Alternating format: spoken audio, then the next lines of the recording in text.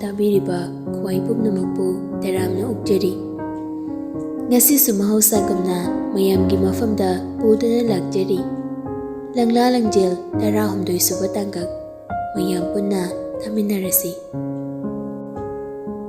ꯅꯇꯧꯗꯨ ꯌꯦꯡꯅꯤꯡꯈꯤꯕꯅꯤ, ꯑꯗꯨꯕꯨ ꯊꯃꯣꯏꯕꯨ ꯋꯥꯍꯟꯕ ꯑꯣꯏꯅ ꯊꯣꯛꯂꯕ꯭ꯔꯥ? ꯑꯣꯏꯖꯒꯦ ꯅꯪꯁꯦ ꯑꯩꯇꯒꯤ, ꯌꯦꯡꯍꯟꯅꯤꯡꯗꯦ ꯃꯤꯍꯧ ꯆꯥꯎꯕ ꯖꯨꯒꯁꯤꯗ꯫ ꯂꯝꯂꯥꯟꯕ ꯀꯅꯥꯒꯤ ꯃꯤꯠꯌꯦꯡꯐꯝ ꯑꯣꯏꯕꯁꯨ ꯌꯥꯔꯣꯏ, ꯑꯩꯇꯒꯤ ꯑꯩꯈꯛꯀꯤ ꯑꯣꯏꯒꯗꯕꯅꯤ꯫ ꯅꯤꯟꯁꯤꯅ ꯌꯥꯝꯃꯟꯗꯗꯅ ꯃꯅꯤꯡꯒꯤ ꯁꯤꯠꯇꯨꯗ ꯄꯨꯟꯁꯤꯕꯒ ꯄꯨꯜꯂꯞ ꯐꯝꯃꯤꯟꯅꯔꯤ꯫ ꯁꯣꯝꯗ ꯂꯥꯏꯖ ꯍꯣꯏꯒꯤ ꯄꯥꯔꯇꯤꯗꯨꯁꯨ ꯑꯅꯩꯕꯤꯅꯤ꯫ ꯐꯨꯔꯤꯠꯇꯨ ꯑꯉꯧꯕ ꯉꯥꯛꯇ ꯂꯤꯠꯂꯤ, ꯑꯗꯨꯒ ꯐꯅꯦꯛꯁꯨ ꯆꯞ ꯃꯥꯟꯅꯅ ꯁꯦꯠꯂꯤ꯫ ꯂꯥꯏꯖ, ꯑꯟꯖꯨ ꯑꯃꯗꯤ ꯂꯤꯡꯖꯦꯜ ꯑꯇꯩ ꯃꯃꯥꯟꯅꯕꯤ ꯈꯔꯒ ꯁꯣꯔꯣꯛꯇ ꯕꯟ ꯊꯠꯂꯤ꯫ ꯋꯥꯊꯤꯁꯨ ꯑꯔꯣꯏꯕꯤꯗ ꯉꯥꯡꯅꯔꯤ꯫ ꯂꯥꯏꯖꯅ "ꯑꯩꯗꯤ ꯑꯕꯦꯔ ꯇꯩꯕꯁꯦ ꯌꯥꯝ ꯀꯤꯖꯩ"꯫ ꯑꯟꯖꯨꯅ "ꯀꯤꯅꯤ ꯅꯪꯅ ꯍꯦꯛ ꯀꯤꯗ꯭ꯔꯤꯁꯦ ꯊꯔꯣꯏ ꯈꯨꯠꯃꯇꯅꯤꯍꯦ"꯫ ꯑꯟꯖꯨꯒꯤ ꯋꯥꯗꯨꯗ ꯃꯌꯥꯝꯗꯣ ꯋꯥ ꯅꯣꯛꯏ꯫ ꯂꯤꯡꯖꯦꯜꯁꯨ ꯂꯥꯏꯖꯗ ꯌꯦꯡꯂꯒ "ꯂꯥꯏꯖ, ꯅꯣꯏꯒꯤ ꯕ꯭ꯂꯦꯛ ꯄꯥꯔꯛ ꯁꯤꯌꯣꯖꯨꯟꯗꯣ ꯑꯗꯨ ꯂꯥꯛꯑꯔꯣꯏꯗ꯭ꯔꯣ?" ꯂꯩꯀꯥꯏꯒꯤ ꯃꯃꯥꯟꯅꯕꯤ ꯂꯤꯟꯊꯣꯏꯅ "ꯀꯅꯥꯅꯣ ꯕ꯭ꯂꯦꯛ ꯄꯥꯔꯛ ꯁꯤꯌꯣꯖꯨꯟ ꯍꯥꯏꯁꯤꯕꯣ?" ꯂꯥꯏꯖꯗꯣ ꯃꯥꯒ ꯈꯪꯅꯕ ꯃꯤꯅꯤ ꯍꯥꯏꯕꯒꯤ ꯋꯥꯈꯜꯗ ꯌꯥꯝ ꯆꯥꯎꯊꯣꯛꯅ ꯈꯨꯝꯂꯛꯏ꯫ "ꯑꯩꯈꯣꯏ ꯗꯝꯆꯥꯅꯤꯗ ꯂꯤꯟꯊꯣꯏ, ꯅꯣꯏꯅ ꯈꯪꯕ ꯃꯤ ꯅꯠꯇꯦ"꯫ "ꯑꯣ, ꯑꯗꯨꯗꯤ ꯂꯥꯏꯖ, ꯅꯨꯄꯥꯗꯨꯒ ꯅꯪꯒ ꯀꯣꯏꯅꯔꯤꯔꯣ?" "ꯆꯠꯂꯍꯦ, ꯀꯣꯏꯅꯗꯦꯀꯣ, ꯁꯨꯝ ꯈꯪꯅꯕꯅꯤ"꯫ "ꯃꯥꯟꯗꯦꯗ"꯫ ꯂꯤꯡꯖꯦꯜꯗꯣ ꯑꯟꯖꯨꯗ ꯆꯤꯔꯣꯜ ꯇꯧꯔꯛꯏ꯫ "ꯑꯟꯖꯨ, ꯑꯁꯤꯒꯤ ꯅꯨꯄꯤꯁꯤꯡ ꯑꯁꯤ ꯍꯨꯔꯥꯟꯕ ꯐꯁꯤꯔꯣ?"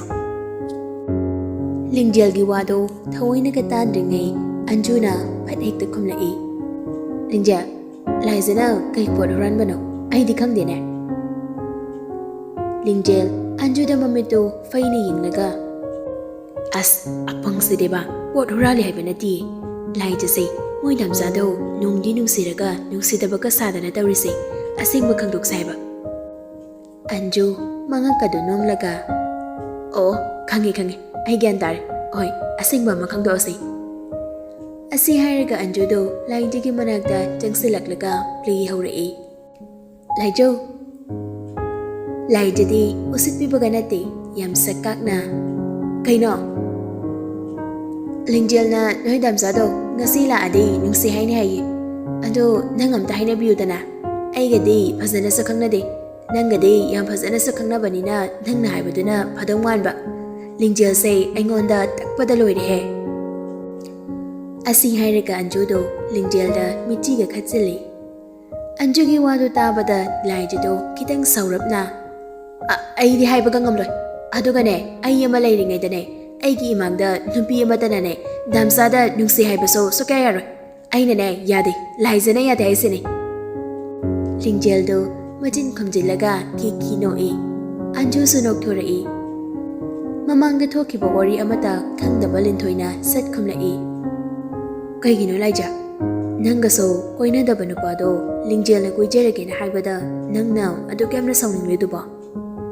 ꯂꯥꯏꯖ ꯂꯤꯟꯊꯣꯏꯒꯤ ꯄꯥꯎꯈꯨꯝ ꯄꯤꯕ ꯉꯝꯗꯦ, ꯇꯨꯃꯤꯟꯅ ꯂꯩ꯫ ꯃꯆꯤꯟꯗꯗꯤ ꯇꯞꯅ, ꯀꯅꯥ ꯇꯥꯍꯟꯗꯅ ꯇꯞꯅ ꯁꯣꯟꯖꯔꯤ꯫ "ꯌꯥꯔꯣꯏ ꯍꯥꯏꯁꯤꯅꯤꯀꯣ, ꯑꯩꯗꯤ ꯁꯨꯛꯌꯥ ꯍꯦꯛ ꯌꯥꯔꯣꯏ.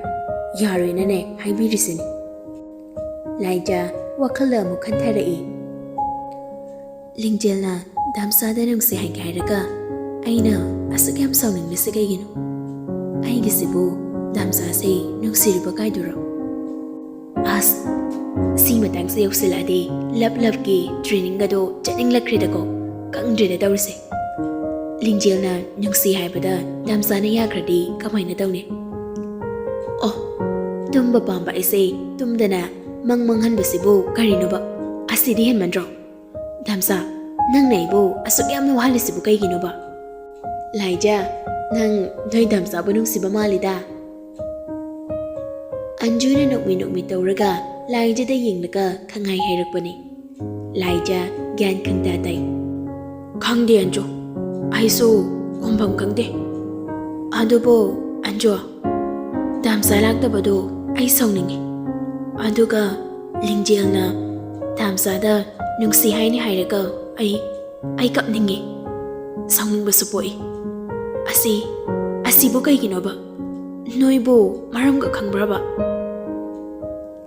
laijagi peri peri tauraga hairakpa waduda Anjuga Lingjelgadu phak noi Tanzaduda gari ama lakpada ubada leisabi mayamdo haina rupa naidana phuk hogatuna chenagi laijadi waiting setuda phamlaga mangdana leihawi Lingjelga Anjuga yam aphau sadana gari mamangduda japlepi Ranbir so break tu khangpa phai Ranbir sauningna thongnawdagi mangaktu lithoklaga khonjel do haurapna Sening labo yoksang thori Ranbir do Anjuna gari mamangduda lepaga mitkap tawsilakpadagi haigi tawramba wado haiba loikidri Anjuda yenglaga laikri Anjudu makut anido khubaka khuraga Das kamdawre pudrup kelehi Asi hairaga Anju Lingjelda onsilaga Lingjel adom saita tongliba nupado nang panaro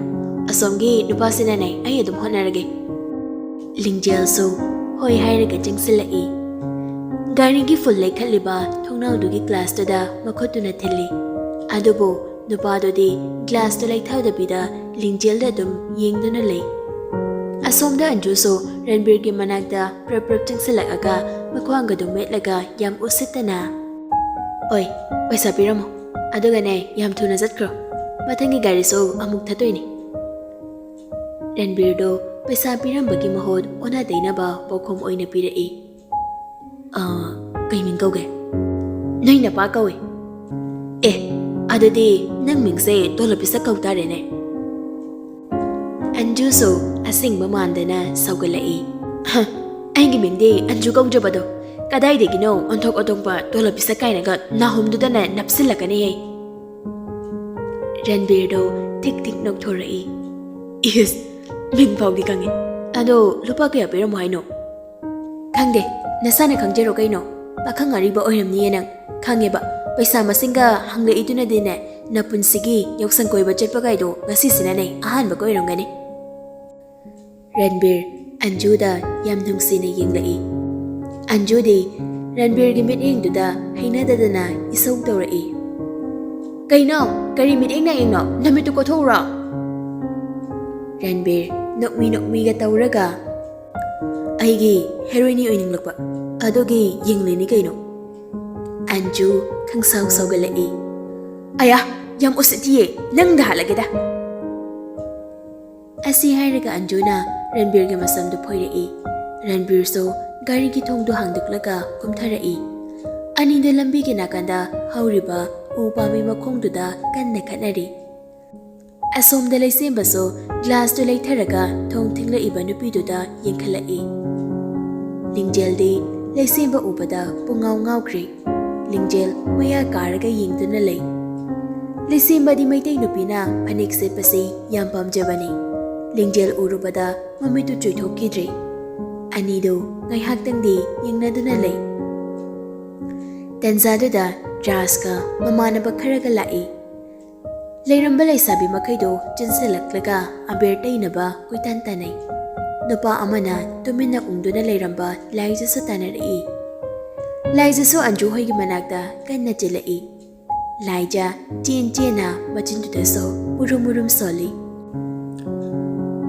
Aima masinu pase sumtanarai ne Aidi yamgi Anju hai bi chawkhata bisina nupa seda khaidana leiriba Ai sandal phajabasi tathokrade aidi kamai tawne khotna pairaga chelageda Asi hairaga laijado japlepi sandal lawthoklaga khut ani duna sandal mari duda thinjillaga yam kanna chelai Tanzaduda punsi bahoigi gari do so Ranbir ge gari maningda phat khame Laijana chelaklaga nupa amana tungda tanarakpada ubada punsiba gari ki thongdu set hangdoi Tanzaduda laijaso gari ki manak yoksilakpana lepiba punsibado phat inthokaga gari manungduda phat kake gari duda tongliba nensika ahenbakade ngakna laijida yenglai aduga laijabu tanara ibanupado so punsiba ubada kirup yenglaga mamai leiduna jatkri ꯄꯨꯟꯁꯤꯕꯁꯨ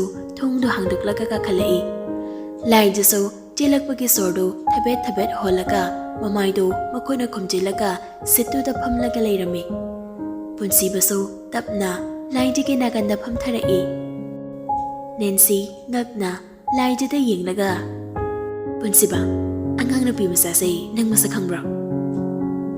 ꯂꯥꯏꯖꯁꯨ ꯅꯨꯄꯤ ꯃꯈꯣꯜ ꯑꯃ ꯒꯥꯔꯤ ꯃꯅꯨꯡꯗ ꯇꯥꯕꯗꯨꯗ ꯃꯈꯨꯠꯇꯨ ꯇꯞꯅ ꯍꯥꯏꯗꯣꯛꯂꯒ ꯃꯃꯤꯠꯇꯨ ꯈꯪꯄꯪ ꯄꯥꯡꯊꯣꯔꯛꯏ꯫ ꯄꯨꯟꯁꯤꯕꯗꯤ ꯅꯦꯟꯁꯤꯅ ꯍꯪꯂꯤꯒꯗꯨ ꯇꯥꯕꯤꯕ ꯅꯠꯇꯦ꯫ ꯂꯥꯏꯖꯗ ꯃꯃꯤꯠ ꯀꯨꯞꯇꯕ ꯃꯈꯩ ꯌꯦꯡꯗꯨꯅ ꯂꯩꯖꯔꯤ꯫ ꯄꯨꯟꯁꯤꯕꯅ ꯈꯨꯝꯍꯜꯂꯛꯇꯕꯗꯨꯗ ꯑꯍꯦꯟꯕꯅ ꯑꯣꯏꯅ, "ꯆꯦ ꯅꯦꯟꯁꯤ, ꯈꯪꯕ ꯈꯛꯇꯒ ꯅꯠꯇꯦꯗ, ꯑꯩꯈꯣꯏ ꯗꯥ ꯑꯆꯧꯕꯅꯅꯦ ꯌꯥꯝ ꯊꯤꯅ ꯉꯥꯎꯔꯤꯕꯅꯤ." ꯅꯦꯟꯁꯤ ꯆꯤꯡꯅꯅ, "ꯀꯅꯥꯕꯨꯅꯣ ꯉꯥꯎꯔꯤꯁꯤꯕꯣ?"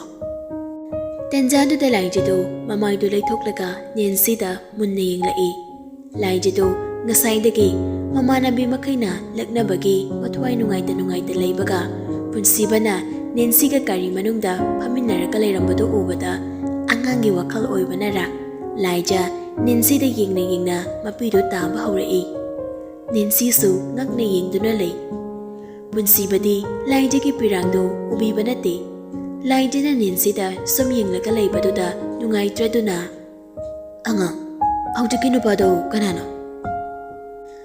ꯂꯥꯏꯖ ꯒ꯭ꯌꯥꯟ ꯈꯪꯇꯥ ꯇꯥꯏ꯫ ꯂꯥꯏꯖꯗꯨ ꯅꯦꯟꯁꯤꯗ ꯃꯨꯟꯅ ꯌꯦꯡꯂꯒ ꯈꯨꯗꯣꯝꯕꯤꯒ ꯁꯤꯡꯂꯒ ꯉꯁꯤꯅ ꯑꯔꯣꯏꯕꯅꯤ, ꯃꯇꯨꯡꯗ ꯇꯧꯕ ꯌꯥꯔꯣꯏ ꯍꯥꯏꯕꯗꯧꯅ ꯋꯥꯔꯅꯤꯡ ꯊꯥꯕꯒꯤ ꯃꯑꯣꯡꯅꯤ ꯂꯥꯏꯖꯒꯤ ꯃꯑꯣꯡꯁꯦ꯫ ꯃꯌꯥꯒꯗꯣ ꯀ꯭ꯔꯛ ꯀ꯭ꯔꯛ ꯆꯤꯛꯁꯤꯜꯂꯒ, "ꯅꯪ ꯃꯇꯨꯡ ꯃꯅꯥꯎꯅꯦ ꯁꯤꯒꯤ ꯒꯥꯔꯤꯁꯤꯗ ꯇꯣꯡꯂꯒ ꯗꯥꯝꯆꯥꯒ ꯂꯥꯛꯃꯤꯟꯅꯕ ꯌꯥꯔꯣꯏ꯫ ꯍꯦꯛ ꯂꯥꯛꯑꯕ ꯑꯩꯅ ꯀꯩꯗꯧꯒꯦ ꯌꯦꯡꯉꯨ." ꯑꯁꯤ ꯍꯥꯏꯔꯒ ꯂꯥꯏꯖ ꯃꯄꯤꯗꯨ ꯐꯠ ꯐꯠ ꯇꯩꯊꯣꯛꯏ꯫ ꯅꯦꯟꯁꯤꯗꯤ ꯑꯗꯨꯃꯛ ꯉꯛꯅ ꯌꯦꯡꯗꯨꯅ ꯂꯩ꯫ ꯑꯍꯦꯟꯕꯗꯤ ꯂꯥꯏꯖꯒꯤ ꯋꯥꯗꯨ ꯇꯥꯕꯗ ꯃꯕꯨꯛ ꯄꯦꯜꯂꯗꯨꯅ, "ꯁꯥꯁ, ꯅꯪꯇꯅꯤꯍꯦ ꯑꯩꯈꯣꯏ ꯗꯥꯆꯧꯒꯤ ꯃꯄꯨ ꯑꯁꯦꯡꯕ." ꯂꯥꯏꯖꯅ ꯄꯤ ꯇꯩꯊꯣꯛꯄꯗꯨ ꯎꯕꯗ ꯄꯨꯟꯁꯤꯕ ꯌꯥꯝ ꯄꯥꯈꯠꯅ, "ꯑꯉꯥꯡ, ꯀꯩꯗꯧꯔꯒꯦ ꯀꯞꯄꯤꯗꯤ? ꯀꯅꯥꯅ ꯀꯔꯤ ꯇꯧꯔꯒꯦꯕ? ꯅꯪ ꯀꯩꯗꯧꯔꯒꯦ?" ꯑꯍꯦꯟꯕꯁꯨ ꯐꯠ ꯂꯩꯊꯣꯛꯂꯒ ꯌꯦꯡꯂꯛꯏ꯫ ꯂꯥꯏꯖ ꯄꯨꯟꯁꯤꯕꯔꯣꯝꯗ ꯑꯣꯟꯁꯤꯜꯂꯒ ꯇꯒꯨꯞ ꯇꯒꯨꯞ ꯄꯥꯡꯂꯤꯕ ꯃꯤꯠꯂꯨ ꯑꯅꯤꯗꯨꯁꯨ ꯄꯤꯔꯥꯡꯇꯅ ꯄꯤꯛ ꯊꯪꯒꯠꯂꯛꯏ꯫ ꯑꯗꯨꯒ ꯃꯆꯤꯟꯗꯨ ꯇꯞꯅ, "ꯗꯥꯝꯆꯥ." ꯑꯁꯤꯈꯛ ꯍꯥꯏꯔꯝꯂꯒ ꯄꯨꯟꯁꯤꯕꯒꯤ ꯄꯥꯎꯈꯨꯝ ꯄꯤꯔꯝꯗꯅ ꯐꯨꯛ ꯍꯧꯒꯠꯂꯒ ꯒꯥꯔꯤꯒꯤ ꯊꯣꯡꯗꯨ ꯍꯥꯡꯗꯣꯛꯂꯒ ꯃꯄꯤꯗꯨ ꯇꯩꯊꯣꯛꯅ ꯆꯦꯟꯈꯤ꯫ ꯄꯨꯟꯁꯤꯕꯗꯤ ꯂꯥꯏꯖꯒꯤ ꯃꯑꯣꯡꯗꯨꯗ ꯒ꯭ꯌꯥꯟ ꯃꯦꯟ ꯇꯥꯗꯅ ꯏꯉꯛ ꯉꯛꯅ ꯌꯦꯡꯗꯨꯅ ꯂꯩꯍꯧꯔꯤ꯫ ꯑꯍꯦꯟꯕꯅ ꯐꯠ ꯍꯥꯏꯔꯛꯏ, "ꯗꯥꯆꯧꯕ, ꯂꯥꯏꯖꯁꯦ ꯀꯩꯅꯣ ꯀꯞꯄꯒ ꯆꯦꯟꯈ꯭ꯔꯦꯅꯦ꯫ ꯍꯦꯔꯣ ꯀꯩꯗꯧꯔꯤꯒꯦ? ꯍꯦꯔꯣꯏꯅꯤꯁꯦ ꯑꯝꯇ ꯇꯥꯟꯅꯔꯒ ꯊꯦꯝꯕꯤꯔꯨꯆꯣꯗꯅ." ꯄꯨꯟꯁꯤꯕ ꯈꯪꯍꯧ ꯍꯧꯒꯠꯀꯦ ꯇꯧꯕꯅꯤ꯫ ꯑꯗꯨꯕꯨ ꯅꯦꯟꯁꯤꯅ ꯄꯨꯟꯁꯤꯕꯒꯤ ꯈꯨꯗꯥꯡꯗꯨ ꯇꯥꯞ ꯐꯥꯔꯛꯏ꯫ ꯄꯨꯟꯁꯤꯕ ꯉꯛꯅ, "ꯀꯩꯅꯣ ꯅꯦꯟꯁꯤ?" ꯅꯦꯟꯁꯤ ꯅꯣꯛꯁꯤꯟꯅꯔꯒ, "ꯑꯩꯁꯨ ꯂꯥꯛꯀꯦ, ꯍꯧꯖꯤꯛꯀꯤ ꯑꯉꯥꯡꯗꯨꯅ ꯍꯥꯏꯔꯝꯂꯤꯗꯨ ꯀꯔꯤꯅꯣ? ꯄꯨꯟꯁꯤ, ꯑꯩ ꯒ꯭ꯌꯥꯟ ꯃꯦꯟ ꯇꯥꯗꯦ." ꯄꯨꯟꯁꯤꯕ ꯅꯦꯟꯁꯤꯅ ꯂꯥꯟꯅ ꯂꯧꯗꯅꯕ ꯃꯑꯣꯡꯗ, "ꯑꯁ, ꯍꯧꯖꯤꯛꯀꯤ ꯑꯉꯥꯡꯗꯣ ꯄꯪꯉꯥꯡ ꯉꯥꯡꯕꯅꯦ, ꯅꯪ ꯀꯩꯝ ꯈꯜꯂꯨꯅꯨ." "ꯈꯟꯗꯦꯗ." ꯑꯍꯦꯟꯕꯗꯣ ꯅꯦꯟꯁꯤꯒꯤ ꯃꯑꯣꯡꯗꯣ ꯅꯨꯡꯁꯤꯗ꯭ꯔ ꯃꯥꯜꯂꯦ꯫ ꯃꯆꯤꯟꯗꯨꯗ ꯁꯣꯟꯊꯥꯡꯅꯅ ꯁꯣꯜꯂꯛꯏ꯫ "ꯁꯛꯊꯤꯕꯤ, ꯅꯨꯄꯥ ꯄꯥꯝꯕꯤ, ꯅꯪ ꯂꯥꯛꯄꯗꯒꯤꯅꯦ ꯑꯉꯥꯡꯅ ꯀꯞꯄꯤꯁꯦ꯫ ꯑꯔꯤꯕꯤ ꯑꯣꯏꯔꯒ ꯏꯪꯒꯤꯠ ꯏꯔꯥꯡꯁꯨ ꯑꯃꯠꯇ ꯍꯦꯛ ꯈꯪꯗꯦ꯫ ꯍꯧꯖꯤꯛꯇ ꯑꯉꯥꯡꯁꯤꯅ ꯐꯖꯅ ꯍꯥꯏꯔꯝꯂꯤꯁꯦ ꯒ꯭ꯌꯥꯟ ꯇꯥꯗ꯭ꯔꯕ ꯈꯪꯗꯦꯕ." ꯄꯨꯟꯁꯤꯕꯁꯨ ꯂꯩꯍꯧ ꯍꯥꯏꯕꯗꯤ ꯉꯝꯗꯕꯅꯤꯅ ꯅꯦꯟꯁꯤꯒ ꯄꯨꯟꯅ ꯂꯥꯛꯃꯤꯟꯅꯩ꯫ ꯑꯅꯤꯗꯨ ꯂꯥꯛꯄ ꯎꯕꯗ ꯑꯟꯖꯨꯒ ꯂꯤꯡꯖꯦꯜꯒꯗꯤ ꯉꯛꯅ ꯌꯦꯡꯅꯩ꯫ ꯂꯩꯁꯦꯝꯕꯒ ꯔꯟꯕꯤꯔꯒꯗꯤ ꯅꯨꯄꯤ ꯑꯇꯩꯗꯨꯗ ꯈꯥꯏꯔꯤꯉꯩꯗ ꯄꯨꯟꯁꯤꯕꯒ ꯅꯦꯟꯁꯤꯒꯅ ꯂꯥꯛꯏꯗꯣ ꯎꯕꯤꯕ ꯅꯠꯇꯦ꯫ ꯂꯥꯏꯖꯗꯤ ꯋꯦꯇꯤꯡ ꯁꯦꯠꯇꯨꯒꯤ ꯃꯅꯤꯡꯗꯨꯗ ꯐꯝꯂꯒ ꯃꯈꯨꯠꯇꯨꯅ ꯃꯃꯥꯏꯗꯨꯗ ꯈꯨꯝꯖꯤꯜꯂꯒ ꯍꯦꯛ ꯍꯦꯛ ꯀꯞꯄꯒ ꯂꯩꯈ꯭ꯔꯦ꯫ ꯀꯞꯅ ꯀꯞꯅ ꯃꯆꯤꯟꯗꯨꯗꯁꯨ ꯄꯦꯟꯗꯅ ꯁꯣꯟꯖꯔꯤ꯫ "ꯗꯥꯝꯆꯥ, ꯅꯪꯅ ꯅꯨꯄꯤ ꯃꯁꯛ ꯐꯖꯕ ꯑꯃꯒ ꯐꯝꯃꯤꯟꯅꯔꯒ ꯂꯩꯔꯝꯕꯗꯣ ꯑꯩꯕꯨ ꯀꯃꯥꯏꯅ ꯌꯦꯡꯗꯣꯏꯅꯣ? ꯂꯤꯡꯖꯦꯜꯅꯁꯨ ꯄꯥꯝꯃꯤꯅ ꯍꯦꯛꯇ ꯍꯥꯏꯕ꯫ ꯑꯩ ꯇꯥꯕ ꯉꯝꯗꯤꯌꯦ꯫ ꯗꯥꯝꯆꯥ, ꯅꯪ ꯅꯨꯄꯤ ꯑꯇꯣꯞꯄꯒ ꯄꯨꯟꯒꯅꯣ, ꯀꯧꯁꯨ ꯀꯧꯅꯒꯅꯣ꯫ ꯑꯩ ꯈꯛꯇꯪ ꯀꯧꯕꯤꯌꯨ, ꯑꯩ ꯈꯛꯇꯪꯒ ꯄꯨꯟꯒꯗꯕꯅꯦ, ꯑꯩ ꯈꯛꯇꯒ ꯂꯣꯏꯅꯒꯗꯕꯅꯦ꯫ ꯅꯪꯗꯤ ꯑꯩꯅ ꯀꯞꯄꯤꯁꯦ ꯎꯔꯝꯂꯣꯏꯅꯦ." Nang yam phatte. Nang ngasidagi aina asingbagi khatis taurani haisini. Punsibaso lainjubu ko yang yengi. Adubu lainjidi ukidri. Upai leidi gari manakta amuk lai. Aduga ahinbagi manakta chaksilaka tapna hairi. Ahinba, Nancy say tung shafamlom to the amukta puraga jatkro. Aingonda chay kwe na dana lair. As tali heda chakwa. Ay so nupi yum ting tiketa wane. Ay na je kana dana henba. As oye dajo kai kana ba purai no khangdi. Asi hairiga ahen baso gari dagi komtharai. Punsi baso Nancy ki manakta tingsilaklaga. Nancy tung safamdo sidagine kitang chatlaga lairabani. Ahen baga yingminaruro. Ay isa nungairakdre. Gari da ngayak potharaga lairamge. Nancy so punsiban haiba illiba ka haiduni. Ahen baga thong safamlom da jetkre. Raso lainjabu koi thiri. Lainjaso waiting set maningdagi tapna thorai. Punsibaso lainjana thorakpu obatuda yam thona gari dagi kumtharai. Lainjaso punsiba kumtharakpado ubada. Khangidana nang aibu mana ka phanba.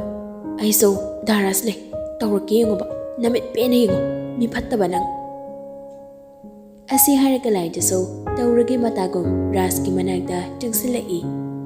Aduga rasta wari saba hujile. Laija yam noktharaga. Daras. Oh.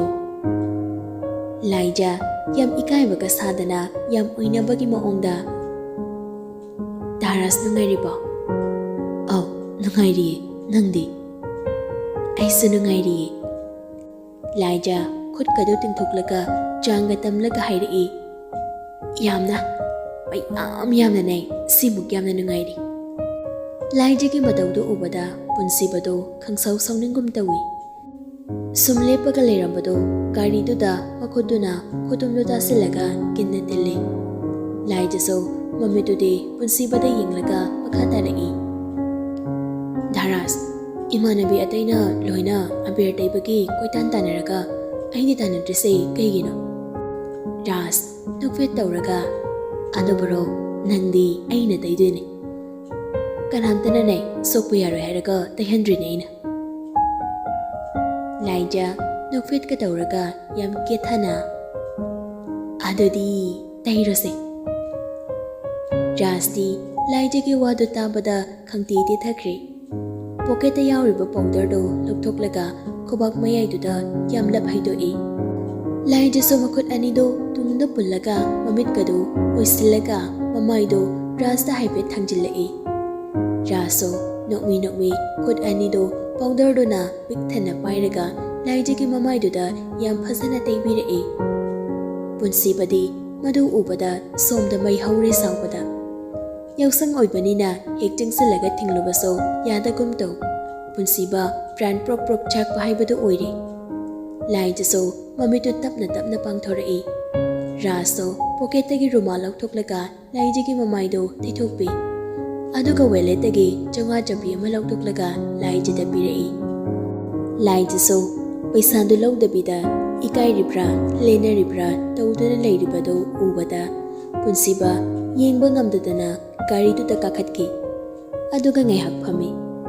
Gari khalakpana khangde gari do start tawraga laijaga raskana leiriba adomda thaujilai. Aduga gari du khami. Punsiba gari dagi fatkum tharaga raska laijaga na nokmi wari sanariba mayaiduda phatchangsili. Aduga punsibana laijagi makotu ta pairaga chingduna puthorai. Rasti khamasu nanghaude pumngakna yengduna leihawi. Punsiba laijabo gari manungduda insili. Aduga gari do yam kanna thauduna jatki.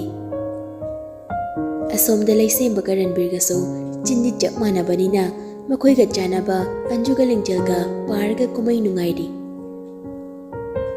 Anjuna Nisakothiduga lupadara dang pirambada nuisiradro. Sakki wadi hairakanuda mi kaiku phaiku kachani. Hairiba sombo kyam phajadana. Namaido mingselgi yangdro nasaktu thimaline. Anjudu Manaton ga du lok thuk laga machin ga du tum thuk laga yam sauna ai sakthi re nang ke dog ha bana ha nang na thau lei bro Object dine nupi na sakthi ra de ayum ban makhang loi nupi na hong lakan sida Object kan sei nupa na nupi lakna drabani ai khoina noi de lakna vi se laibak to eyes on brain view Object sei nupi da gine ngan hena tanglabani Ranbir gi wadu tabada leisembado thik thik noi Anju di sawbada mai haure leisembadi nungai bi oire mama na pokpadagi yaksang yawba ahan ba oibanina masado pangnung na nungai je Lingjel do leisembada irang hautilai Kahiming kauge sombo Leisembaso ayabini angang do da khaimba hore Leisemba kujai Akhoi som sagen bide kari min go biba Lingjel Wow Lingjel Thoibi kai thone ne sabas nei re hai Lingjel do nok fet tawi Lingjel so leisemba do pakhang la hangning bo phawre anu bo pakhang badi ngamjade